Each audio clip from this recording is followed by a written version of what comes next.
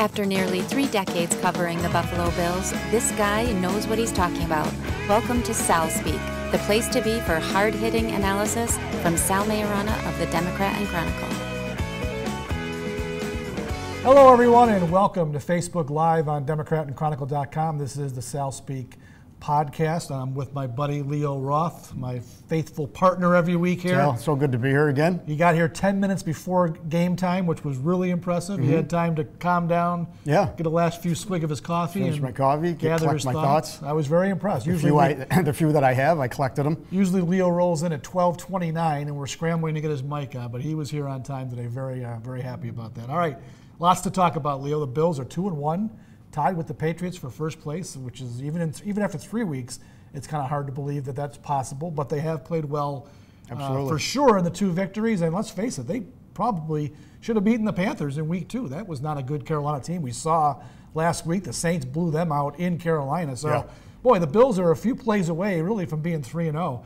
But we're going to start the show because we sort of have to, because it's been quite a week in the NFL ever since President Trump at a Huntsville, Alabama rally really opened the lid on this national anthem protest, an issue that, by the way, was finally dying down. Colin Kaepernick is not in the league.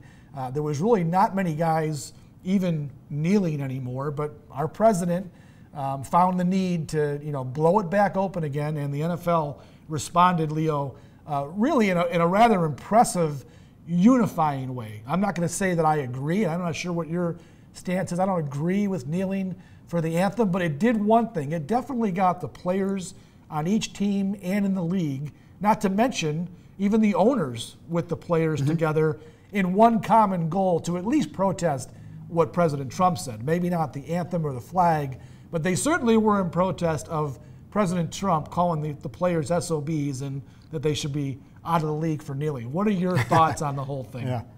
Well, I've written, Sal, probably a handful of opinion pieces on this going back to last year, and I think people kind of know where I stand on it. That's how I have a Voltairean outlook on this thing.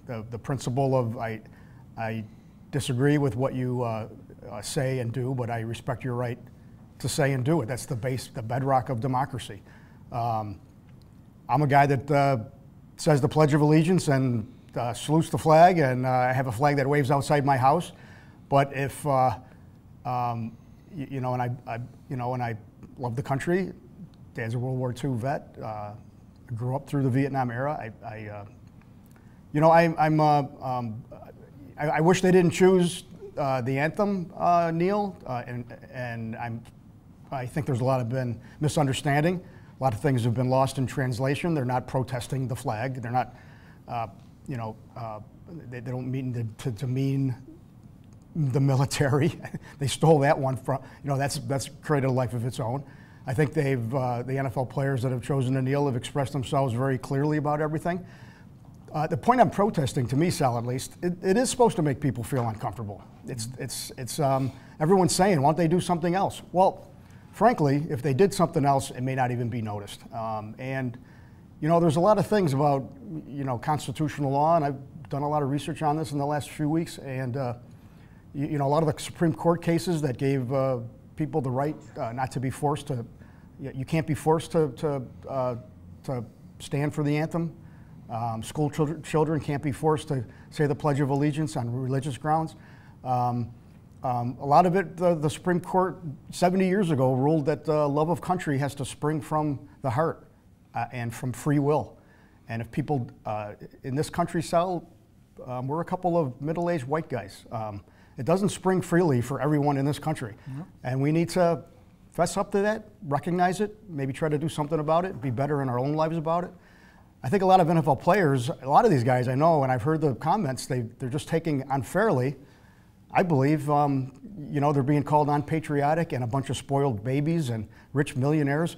Well, this is a story that we don't cover a lot, Sal, and you know it. Every Tuesday on their day off, these guys are in their communities doing a lot of damn good work. Eric Wood pointed that out the other day. And so made it very clear. Before you criticize these guys, just take a little time and realize what they are doing at the grassroots level to make their communities better before you criticize all of them.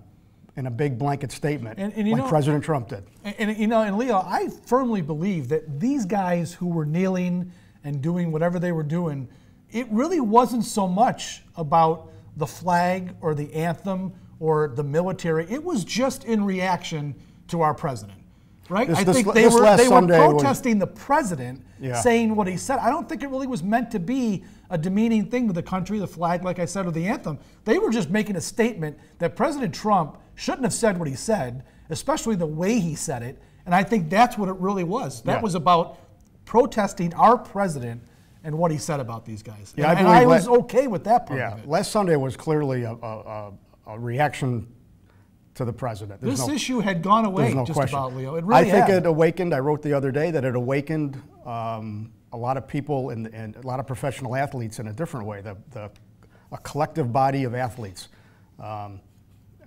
Len Elmore, the great NBA old lawyer and writer, player, called it the athlete collective, and it is. Now it's the NFL collective, getting on white players, rich Republican white owners to stand up behind their players, most of them, 90% of them minorities. So it is extraordinary, Sal. I don't know where it's going, where it's headed. I've gotten a lot of emails, I'm sure you have too, people saying, why don't you sports writers stick to sports? Stick to sports. Why don't these athletes stick to playing?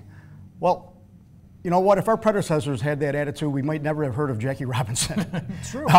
Muhammad Ali, Roberto Clemente. Some of these things that have made our society a little more pleasant place to live, this country a little more greater than it had been. We're not going to ignore. Believe me, it's not something that we're fond of just hammering over and over. We're at the basis of it, Sal. I believe this too, and maybe people misunderstand what sports writers do. We're journalists at the grassroots. We're journalists first. We're trained just like news writers are. We think just like news writers do. Just so happens that the subjects we cover, they wear a uniform instead of a three-piece suit. Yeah. So where it goes, Sal. I'll just finish with this. I do hope that at some point they can maybe stop with the kneeling, get on to the business of positive change, kind of move it. They've got everyone's attention. Yeah. They've got everyone's attention. And part of positive change, too, I believe, at some point, the protesting has to be a little bit less. If it's agitating so many, then maybe the protesting needs to move in a different direction so it doesn't agitate so much. I think a peaceful protest is always better than a violent protest, as we know. Not that this kneeling is violent, but it is striking a nerve in America that is preventing anything from moving forward. Okay. All right. We've said enough about it. We've got some people here who are telling us to get off this topic. I knew that. Because I'm tired of it. And we will. I know you're tired of it. I certainly am tired of it. And I would like to stick to sports because that's what I do best. I'm not a political person really at all. So I do want to move on. I hope this thing doesn't continue to fester over the next few weeks. And I hope the players have made their point and we move on and play football. All right. So there were some questions, or not some questions, some comments. I guess I can read a couple. Abigail Saff says it should strike a nerve what's going on, and I think we've covered it, that it has struck a nerve. It's just the beginning of the game and doesn't take away from the sport. I would agree with that too, I guess.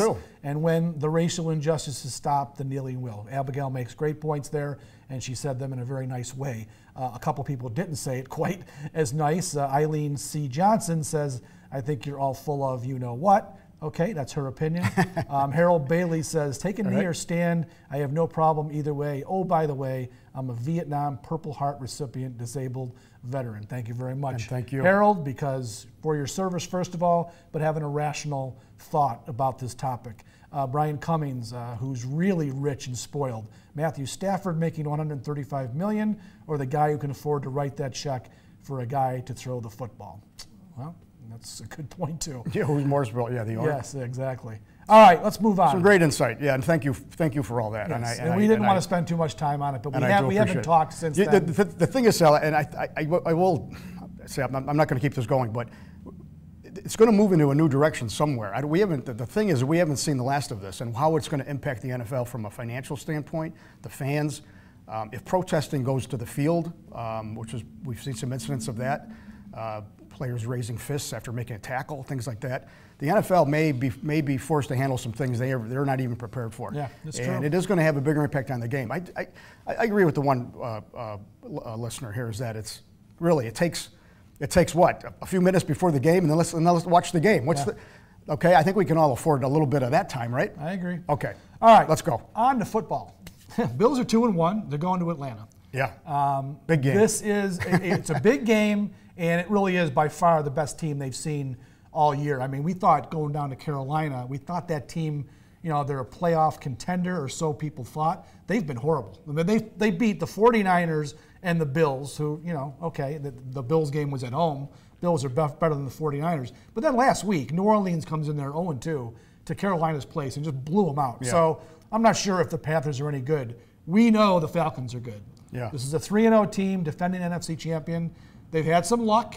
They've won 2 games on the road that they could have lost. They played the Lions game, yeah. But the Lions game last week ended controversially at the 1-yard line. And the Bears game on opening day, if the guy makes a catch for the Bears at the end of the game, they lose that game. So the Falcons are 3-0, but they've had some warts. That being said, they're the home team. They're a very, very dynamic team on offense. I think this week, Leo, we're going to finally see what this Bills defense is made of. Right now, the Bills lead the league in scoring defense. They've only given up 37 points. They're in the top 10 in all the major categories: yards per attempt, yards, total yards rushing, passing, whatever they are. They've played really well, but they have not seen an offense or a quarterback anywhere close to what they're going to see Sunday. I think we wrote about this today, both you and I, that the Bills defense. Hey, I'm excited about it. I'm excited about the job that Sean McDermott and Leslie Frazier have done, 2 really accomplished defensive coaches in the NFL, and they've worked some quick magic here with the help of Brandon Beane, the GM. And but yes, we always have this but. Well, the but comes Sunday, because Atlanta is terrific. I love watching Atlanta. Loved watching them all last year. Love Matt Ryan. Matt Ryan was in Rochester over the winter for the press radio dinner. A classy individual, great athlete. I think he's terrific, and I'm happy to see that he's getting recognized later in his career here for what he's accomplished. He's got Hall of Fame numbers. He's a top 25 career guy right now for yards and touchdowns. He's one of the all-time greats. And Julio Jones, I think you brought up the question yesterday at the news conference, he's almost uncoverable. He really is. And so that's going to be, but it's not just him. They're so multidimensional. They've got all kinds of weapons. All kinds of weapons from the tight end through. And then if you concentrate on stopping their passing game, Devonta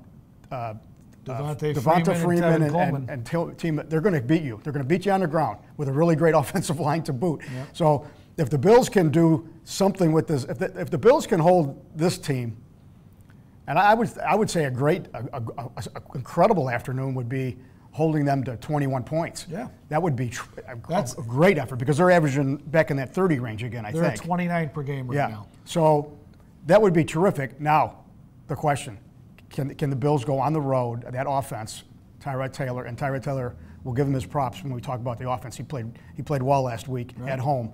The big Achilles with Tyrod always in this offense over the last 3 years has been how they play on the road. Yep.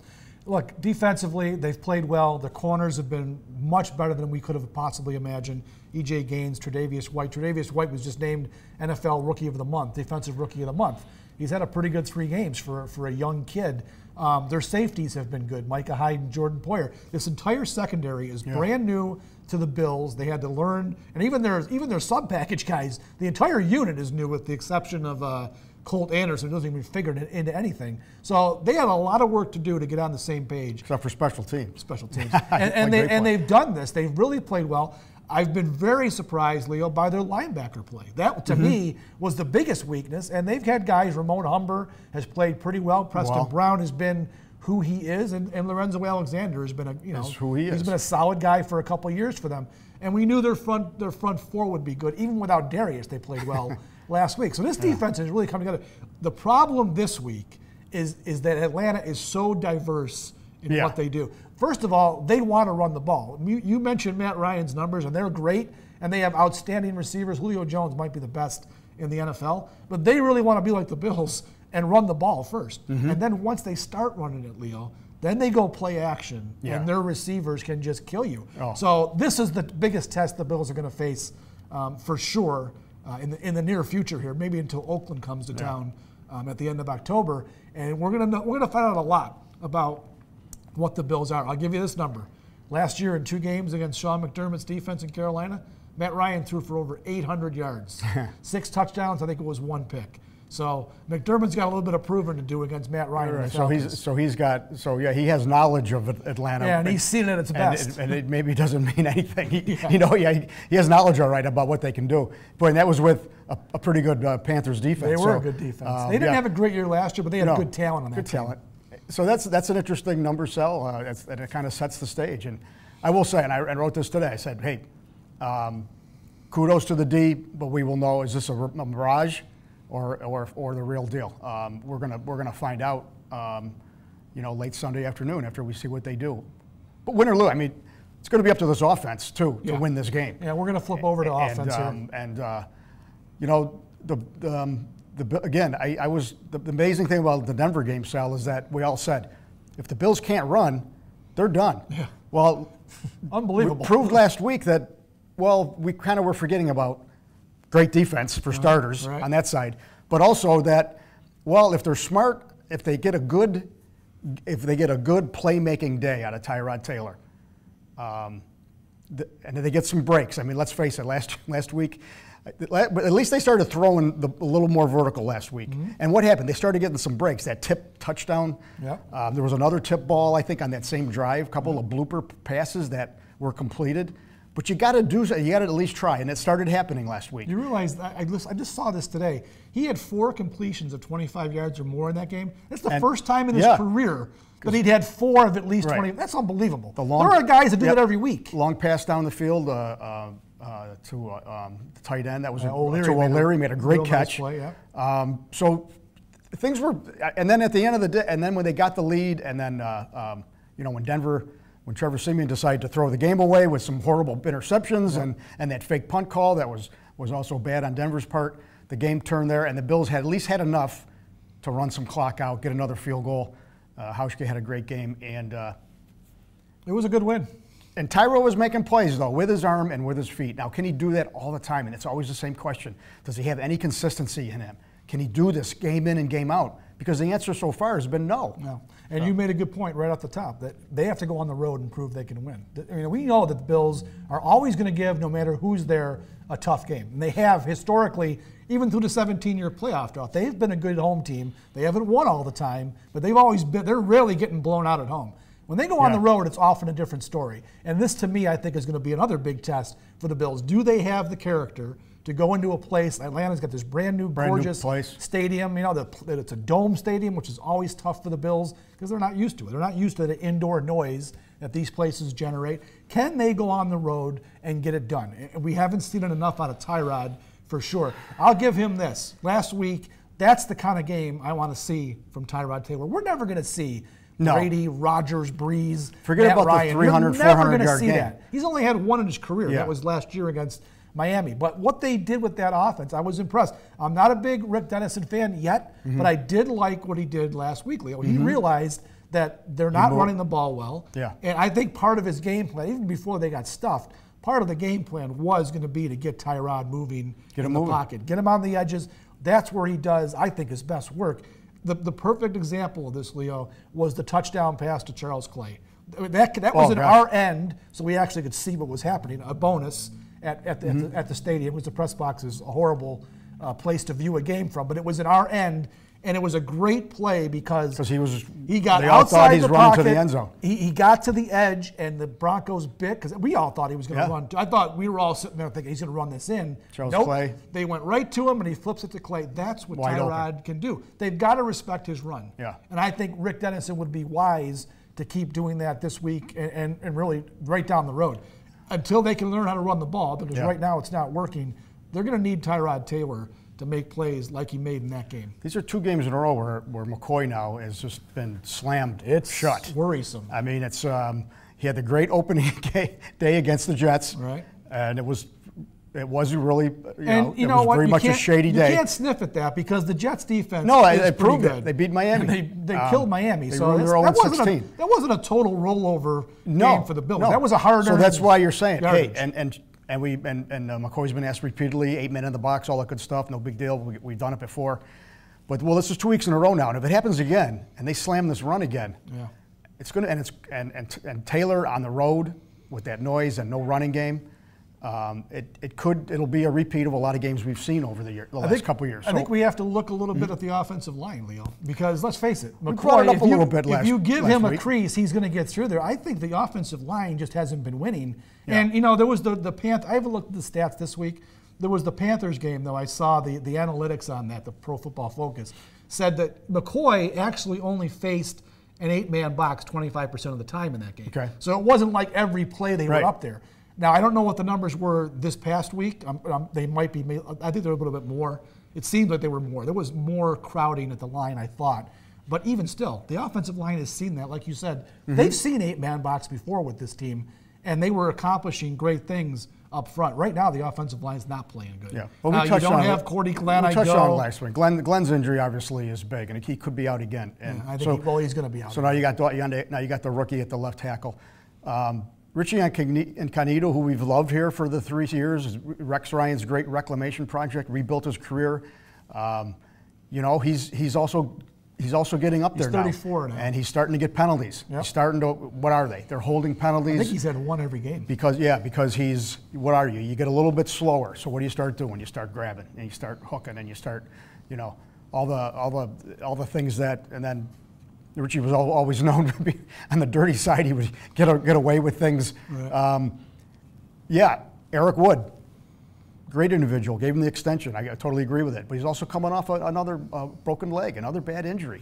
So where's his game? I don't know where John Miller is. And Miller, I haven't even noticed. And Jordan Mills is just another body. So really, this, it is a concern. It is a concern. If this line has, and it's normal, it happens. I still think they're pretty solid if they can get everyone playing at a high level and healthy. But yeah, it may not be as good as we've seen, and that's where it starts. But McCoy, remember just individually, man, he made a lot of plays. They were just all on his own. Oh, he does. On his own. But he always has. What concerns me a little bit, though, is they ran the ball so well for 2 years with the offensive line, and now they allegedly have changed this blocking scheme. I asked Incognito about this a couple weeks ago, and he basically said, you know what, I don't care what scheme we got to beat the man in front of you. Well, that's so maybe it's got nothing to do with how they're running the ball, the kind of plays they're running. Like we said, the offensive line has to start winning more battles. All McCoy needs is that crease. You give him the crease, he'll make the guys in the second level miss, and he can take it. But right now, he's not even getting to the second level.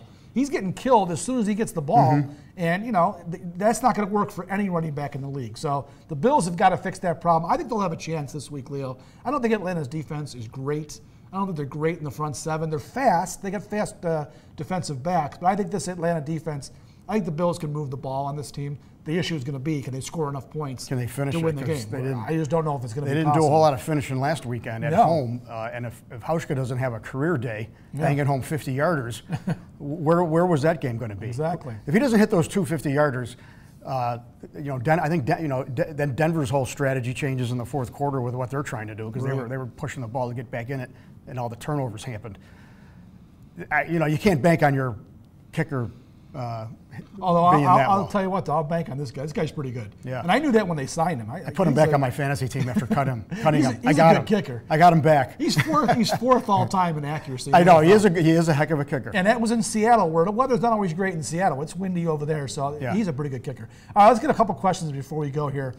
Scott Zeitz says, I feel that the Bills could make the playoffs this year. Look, anything's possible. I don't think that's going to happen this year. Their schedule, it's a tough schedule. We thought Denver would be a really tough game, and they survived that one. Of course, it was at home. But they've got a tough road to hoe. They're playing the NFC South and the AFC West, which might be top to bottom. They're the two best divisions in football. I think you're right. So that's going to be an awful tough Well, I've been doing this. I've been examining their remaining schedule. You guys can read it. It comes out every week. They got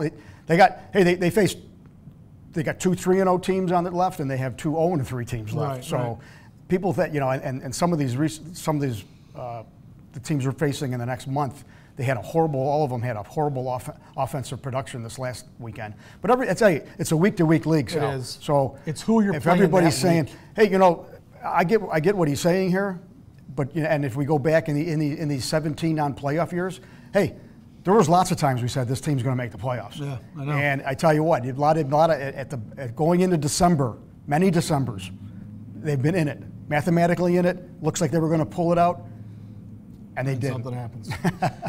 Gregory Paul says the only way we win this game is ball control and win the turnover battle. Yeah, I mean that's the thing. That's the thing we say a lot. On the road, for sure, you want to control the ball, keep that offense off the field if it's going to be possible. And turnovers are always a big deal. So, yeah, if the Bills get a few turnovers, they'd be in a better position for sure. They got a couple last week, and they were big ones. I mean, the one by Trey White was they were almost into the red zone. They were only down one score. That was huge. And then the one by Gaines. So they have done pretty well. They didn't do great the first 2 weeks, as I recall, getting turnovers. I think we thought Simeon on White's. We thought Simeon was trying to throw that ball out of bounds. He couldn't even get out of bounds. Yeah, that was a White's bad play. arm. So, Rodney Harmon wants to know: are you surprised at how well the Bills are doing with the big cleanout that went on? Well, you know, I'm surprised they're 2-1. I thought they were going to be 1-2 at this point. I mean, they've cleaned out some guys. Sammy Watkins is the biggest one, but it hasn't been a total clean out, right? I mean, they haven't totally torn it down. What did I figure out? 9 new starters. Yeah, which is pretty average. Which is the average for the 17-year playoff drought. Yeah. So no, I'm not really surprised at but I'm getting what he's saying. The big again, and we've talked about this a lot. If you cut Sammy Watkins and Ronald Darby on the same day, any year, any place, everyone's going to go, holy, what are they doing? Yeah. It's hard to, you know, it's like, that was such a big headline. I had no problem with that trade either. That day. But it was so big, even though you have to look at all the other things they did. But that day and those moves, everyone said, oh my God, they're tearing it all down. Yeah. But in reality, they if anything, they're building it back up. It was kind of a mini teardown, and they really set themselves up for the future. So they've done some nice work in the short time they've been there. They have. Rodney also wants to know, would you take Eric Flowers if he became available? Well, I don't think the Giants are going to cut. I think he was their first-round pick a couple of years ago. He's their left tackle. He's had a horrible year. I follow a lot of New York writers, and they always blaming this guy for all their problems on offense. They have no running game. They have no running backs. Eli's terrible lately. He's pretty good in the fourth quarter last week, but he's been on the downside for a while. I don't think Eric Flowers will be available, but no, I don't think I would jump on board with Eric Flowers until he proves he can play in the league. I don't think it's all been his fault, but no, I'm not going to jump on that. I don't think any old lineman the Bills added at this point is not going to make or break their year. David Goldtree wants to know, could the Bills focus on O-line in the draft instead of trading picks up for a quarterback? Well, it depends a lot on what happens this year. I'm sure we agree on this. We don't think Tyrod Taylor is going to be the future of this team, unless he has an incredible year, and I don't really see that happening. I don't think he'll be back.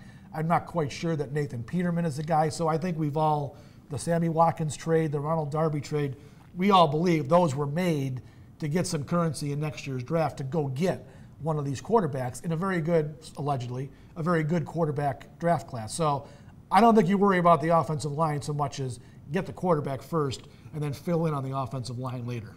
Next April, quarterback, tackle, and that second round wide receiver, defensive tackle. Yeah. Cut Darius. Create some money for free agency. There's your plan. Yeah, exactly.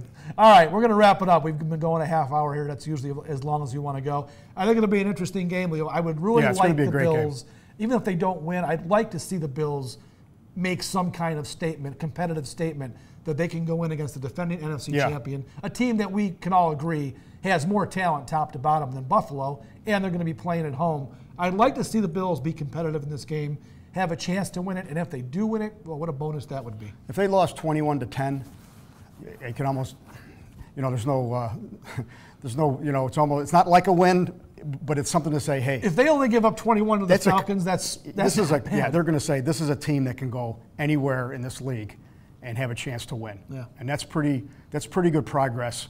Lot to build on. They're going to be, and what we've seen so far, they're more than competitive. They're in these games. It's going to, and if the defense stays to where it is, Sal, and keeping everybody, it all comes down on Tyrod and the offense. Yep. Always, it's going to come down on those guys. And it's, last year it was the reverse. The offense was actually quite productive, points wise, and the defense let them down. Yep. So. All right, I'll be down in Atlanta, going down Saturday. You'll be enjoy it. You got a column Sunday, I think, right? Yep. Okay. I'm writing about the history of defensive backs. I'm writing about. Speaking of that, I'm writing about Julio Jones today and how the Bills can possibly contain this freak of nature. That guy's He's great. Tremendous. So look for that. I'll have my column up Friday, and my 3 and Out will be up Saturday for our Bills coverage. So stay with us at DemocratandChronicle.com. We're trying our best to give you all we can about this team, which I think is a pretty interesting team at this point. So for Leo, I am Sal, and we'll talk to you here next Thursday on the Sal Speak Facebook Live /podcast. Have a great weekend, everybody.